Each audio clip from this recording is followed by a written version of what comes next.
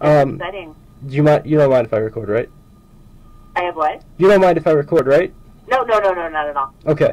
I'm gonna have to play Sorry, devil's. it's going like in and out sometimes, so I just didn't know if... Yeah. Okay. I'll speak up. I'm gonna have to play devil's advocate a little bit, but can you just give the title and position at Londonderry High School and your role on the paper? Sure.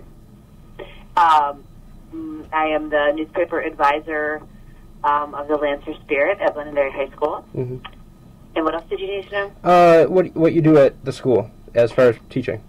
I also teach freshman humanities, which is team teaching with another a history teacher. Mm-hmm.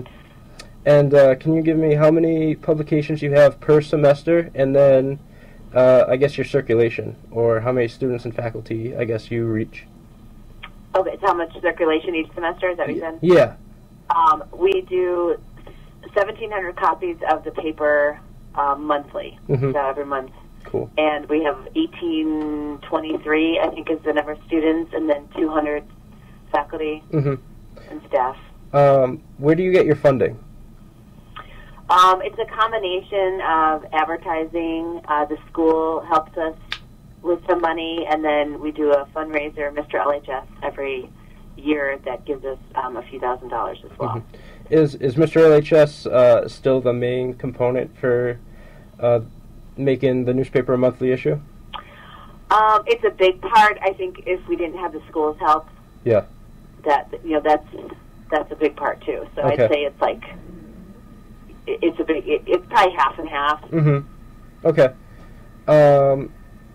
And then can you just kind of briefly tell me the kind of system you used as far as getting writers and how you have editors, and basically tell me about the J1 and J2 system that you have? Okay. When people want to sign up for journalism, it's an elective. Mm-hmm. Their junior year, and then this past year, current year, we actually took sophomores as well. Mm-hmm. So now in Journalism 1, I have sophomores, juniors, and seniors in that class. And then if the juniors or sophomores want to be editors, when they're now a junior or a senior, they had to obviously have already gone through Journalism 1, and then they have to go through an application process where they have to get recommendation letters, explain, what they would bring to the position that they want, and they have to design a page. They have to edit an article that I come up with that's really bad, and they have to edit it. And then they have to be interviewed by all the current editors. Mm-hmm. And so then we base our decision on that whole process. So then once those editors come in, then they're in Journalism 2, and then they pretty much run the paper. Mm-hmm. Can you run for an editor twice now? Yes. That's cool. I'm pretty psyched about that because I feel like every year I have to start over, and if there's actually some carryover, from one year to the next, as far as editors, and they already know InDesign, and they already know the whole procedures, I'm really, it's going to just flow a lot more. I would have loved that. Oh, yeah. Yeah. Totally. I mean, some of my sophomores are amazing. Yeah. So I'm pretty psyched to have them for 2 years. That's great. Or 3 years, really. Definitely. Yeah. Okay, maybe go into who oversees the paper within your system.